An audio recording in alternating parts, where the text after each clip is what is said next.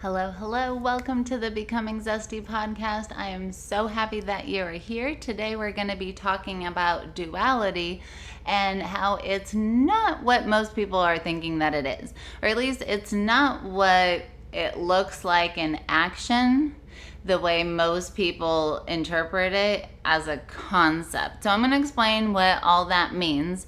But first, I want to say that we want to thank everyone who came to our last 2-day habit event. It was amazing. The leadership that was present was just off the charts. The people there were so dedicated to helping humans, making the world a better place. It was just really, truly amazing. And we are doing everything in our power to create more of those leadership opportunities to gather, to come meet with other leaders, to come chill with us. So if you are in the DFW in the Dallas area or anywhere nearby, we are doing a 1-day habit event October 5th. So please email us support@becomingzesty.com and just shoot it. You just say like, I want to get more info about the 1-day habit event, and we will let you know what all the details are, what it's going to be like, what you can expect, and we'll go from there. But it's going to be really transformational. The idea is that our identity is supported and kind of lived out through habits of doing things, which is most what people think, but habits of thinking, habits of feeling, habits of responding, habits of sequences that we follow that sort of like, oh, there went my money, I'm not sure what happened, or there went that whole box of Oreos or chips or whatever, right? Like, how do we even end up executing a sequence we don't like? How does that occur and why? And we're going to talk about how the brain really facilitates setting some of those things up, and how you can go about unpacking that and really backing the whole truck back up and going the opposite way, as many of us often want to, because not sticking with the habits that you are proud of makes us all feel a type of way. I mean, that's not unique to any of us. So reach out to us, support@becomingzesty.com. All right, so duality. Why is it not what people think? So the concept of duality is not new, right? People have been talking about this for a long time. And duality is the understanding that there are two sides to one coin, right? If there is love, then there's the absence of love, and we call that hate. If there's confidence, then we say low confidence is the flip side of that. So light and dark, all that. And as a concept, people generally are kind of like hunky-dory with that, as it's not that hard to conceptualize and think about the fact that two things that are related but opposite can exist. But it's more to do with how does one live out the reality of duality that actually is more of the rub. Because yeah, like anything else, you'd be like, there's light and dark and I choose to be light, or there's love and hate and I choose to love. Like, cool, yeah. But the whole thing is, do we act like that all day long? And if we don't always act from a place of love, or we get annoyed with people, or we get snappy or whatever, then obviously we know that's not always true. So, and we know we can be over there. But it's the rub between the two that bugs us. On a higher level example, this is where, for business owners, for coaches, for leaders of all kinds, the recent discussions that we have all had as leaders can get a little confusing, because on one hand, there's this idea that discipline and hard work is required to make an impact in the world, as in to have to be well known for something, to have all the money, to have the recognition and the fame and the love and all that. Like, it doesn't come free. And so that we need to do certain things to execute on that. And so that's one. But then, welcome to the conversation, things like co-creating and manifestation, and sort of the acknowledgement that we've come to in our society now that your energy, like who you are being, emits a certain frequency as well. And so we have had to acknowledge that you can work really hard from a not so great energy and not get the results that you want. So then we've had to account for some of the other things, like coming into alignment. Maybe what you're working on isn't quite the right thing, or how you're looking to execute on it isn't quite right. And we have this idea of, if I function as how I feel already established in my new identity, as in I already have the money and the recognition and the resources that I want, then I can live a life in the process as being more chill. But then that's where the duality becomes the rub. Like, I can explain all those concepts and that's easy to get, but on any given day as a business owner, it's like, do I wake up and meditate and feel good and do my yoga and take a walk and call my friend and then get to work? Or it's more like my bank account is low and I should just wake up and get to work and work all day and I can just take a walk later. Right? That's what I mean by concepts. Cool. But the execution, it's like duality in its description has been sold to us like, if you understand that there's duality, that there's both, that you can collapse that duality and be in acceptance. And I think that's true. There is a way to do that.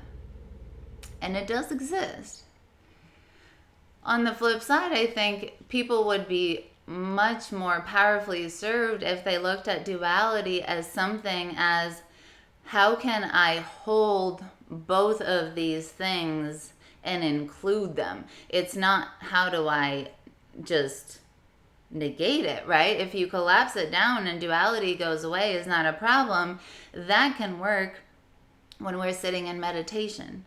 Right, that of course has its time and place and all that stuff. And sometimes you can even do it in the moment. But the whole thing is, if you can't execute on that in the moment, then there's got to be other ways of looking at it. Because again, if you can't do it, you can't do it. I'm not here to tell you like, oh, well, maybe you can.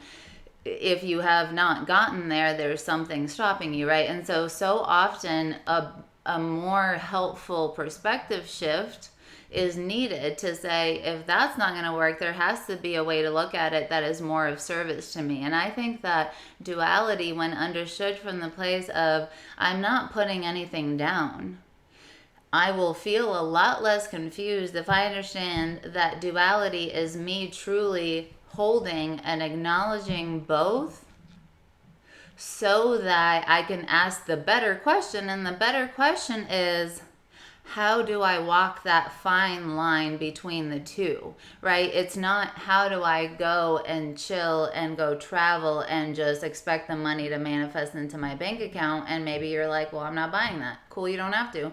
Or you've been doing the other, well, I don't have the money in my account. Screw all this manifestation stuff. I'm just going to get to work.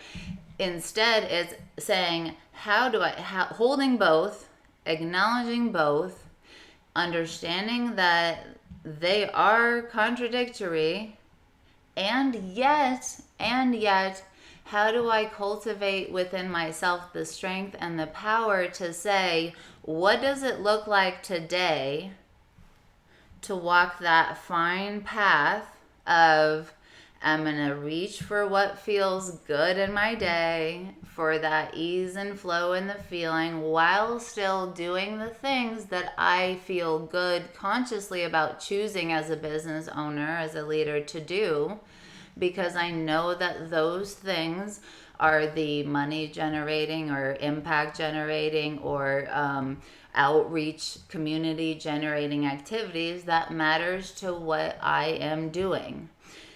What it does not include, and what makes it difficult for people to actually do that. Now, it's a lot easier when you look at it that way. If you're just trying to put two things down and you think it's going to be hunky-dory to just figure out what you need to do all day, that is not how duality actually serves people best, right? It's really hard to be like, there's two things to acknowledge and I am actually not acknowledging either one of them. Man, you're gonna spend all day long trying to play that game in your head, right? Whereas just acknowledging that you're holding both and that they are both really there and that it looks like a mishmash of the two is just inherently easier. I don't know what it is about it, but generally speaking, every single person that I've had conversations like these around finds that the acknowledgement and the accounting for it is way easier than pretending that something's not in your hands when you can feel that there's something in your hands, right? I don't know any way to work around that. And so when we start to ask those questions, now we get to choose, but that's the whole rub. Sometimes this conversation actually brings up and begins to get us to understand that it's not so much what we're doing that's the problem. It's that the overwhelming desire is that we want someone else to tell us or verify or co-sign for us that that is correct, that we should be doing that stuff, that there's a right answer, that there's a way that you're going to get it right, and then the money will show up and the impact will show up and the stuff that you want will happen. That's the, if I could do fill in the blank, then it'll be easy. And life continually generally shows us that it's not one thing, because we are not just one aspect of ourselves. If we are diverse and we are a rich person with lots of varied aspects of us, there is not one thing that works for you, because there's a lot of you to work for. You need other resources then. That's just in my mind how that works.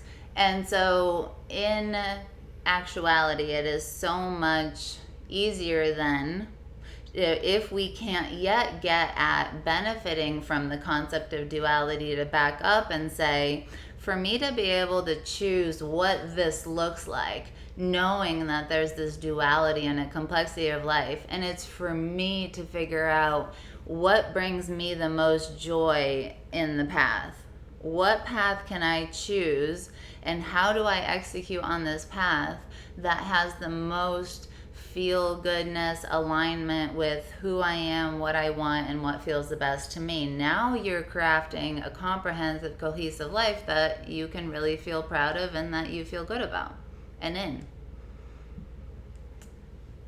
But we can, if we know we are not quite there yet, we can begin to ask questions on, how can I begin to cultivate within myself the power to start making small calls with things that I feel comfortable making the call about.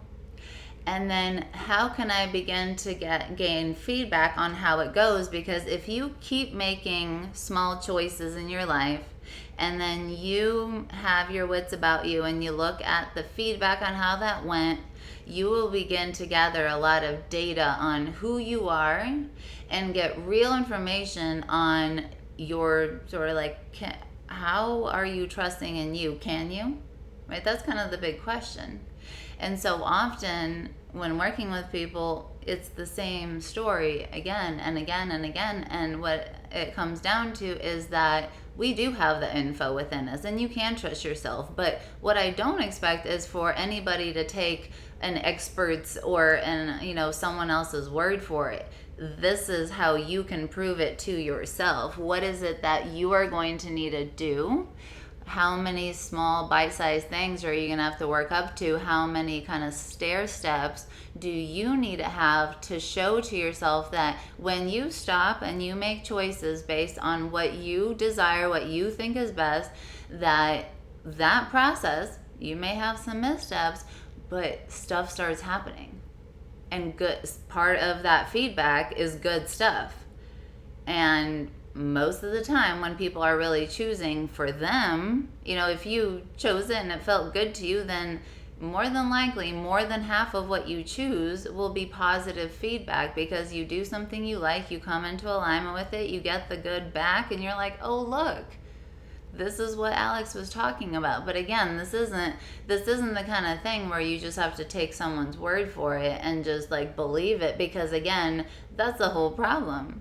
It's the whole problem that it's not up to you. It's me saying it. You don't have to, believe me. And in fact, I encourage people not to go out, live the stuff, give yourself the time, and it doesn't take long actually, to have those experiences, because from having that, you will have built your own bank of evidence that you can, in fact, pick up that duality that you can conceptualize already and actually begin to live it. What does this look like? And you can pick it on any topic. For example, vulnerability. Like, it's like, I want to be close with someone, I want to share with my partner, but I'm scared of what they'll say or what they'll think, right? So it's like, how do I pick both up? I acknowledge both and say, in this moment, what is going to be the fine line that I walk on this duality that feels the best to me? I'm accounting both and having my pick of all the things that I can possibly do with that. Do you see? I hope you see how many choices there are in that. This is the life of freedom, right? This is where what it looks like, if you've ever wondered, where someone can move like they don't care what people think, they just like come up with the idea, they execute on it, they think of something, they go figure out how to get it, they're like, I don't have the money, here's what I'm gonna do to figure that out to get the money, or how I'm gonna borrow it, or I'm gonna do this here. That's what they're relying on. So if you've ever wondered, that's really the answer. And that's what they did. Most people, I would say, from my experience, and I have talked to hundreds and thousands of people over my various careers as a doctor, as a coach, as a trainer, all that. But in all my years and in all my experiences, people, they do not need very many experiences with themselves where they allow themselves to see what happens and take the feedback, that after a while they don't just start going, oh, I got this. It really is just, it was the feeling of fear that I felt with just thinking about it, liking something and choosing it. And it was all those thoughts that, you know, from the past, that what if mom gets mad, or what if dad screams at me, or what if the teacher holds me back, or what if my business goes bankrupt like my other one did. There's a whole bunch of stuff that your brain will say. But when you also have the positive experiences now with the small things, even though they're small, you start getting the sense, you're like, well, yeah, those are small, but it's still me deciding. What difference does it make the size of the decision? It's the same me feeling into it and making the call. So you're like, well, I did mess up some of the other stuff in the past.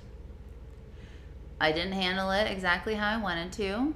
But now here, and I know I didn't have the outcome that I liked, but here, you know, I do believe that I have had some evidence, so I'm going to try here. I'm going to do what I feel is best.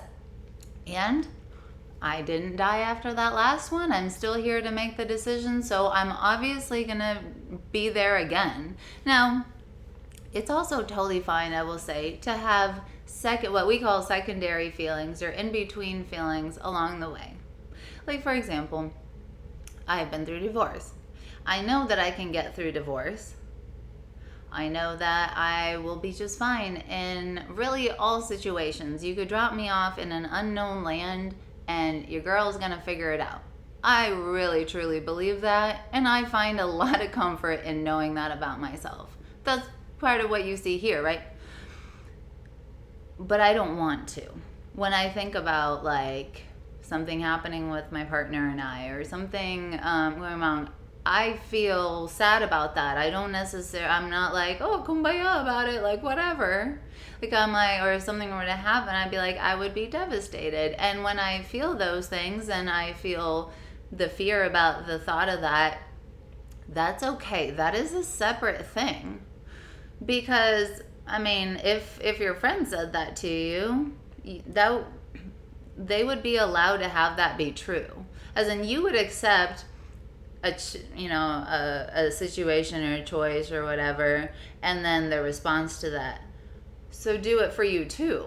That's all it is. It's like you can clock in it if you are newer, like I have been, to emotions. If you grew up in a very repressed environment and family, then sometimes kind of writing out the secondary emotions, fear or sadness or whatever, and just the acknowledgement itself can go a long way, right? Like, I'm wanting to make this decision. I even feel proud of the fact that I'm beginning to function outside of other people's authority. I'm even thinking about this because I want to be my own authority, and I can feel really good about that. And then you can also just acknowledge for yourself, I feel fear about that. I feel fear about that, and that's okay. I feel fear about that, and it does not feel okay, but my brain says that it's okay. You can just write it exactly as it is, because in writing it or speaking it exactly how it is, now you are no longer having to hold the duality of I feel scared, and now I have to add the added step of pretending like I'm not within me. Now we've split our personal power into two activities. You got less personal power to get what you want from that. So in acknowledging that secondary emotion that can come from a potential, we know it hasn't happened, but as a potential, do yourself a favor, just go ahead and acknowledge that and let that be its own thing. Let that be a separate thing. And if your brain is arguing with you, you can say, I've written it down. That is a separate problem. When it's time to work on that, I will go work on that. Right now, I'm doing this. Because so often our mental gremlins are just trying to get their foot in the door. Once you're like, parent them, as in to just say, I'm going to leadership you into understanding that's not what we're doing right now. When they understand, a lot of times they will fall in line. And if they don't, well, then you already have a plan. You said you're going to take care of it later, and you will. So it's almost like no matter how it goes, it gives you the greatest chance of them actually getting dealt with in the easiest way possible, which is to say, you can't stand up to leadership. You really don't have, the mental gremlins don't have the power to stand up to your leadership. It's only when they're allowed to run amok that they can have the freedom to do so. So all of that can really help along the way in terms of accepting and working with and really benefiting from duality. How do I get the benefit? This is the way that I found. So I would love to hear from you. Make sure you DM us, Becoming Zesty, or you can shoot us an email, support@becomingzesty.com. And I will catch you on the next episode. Mwah.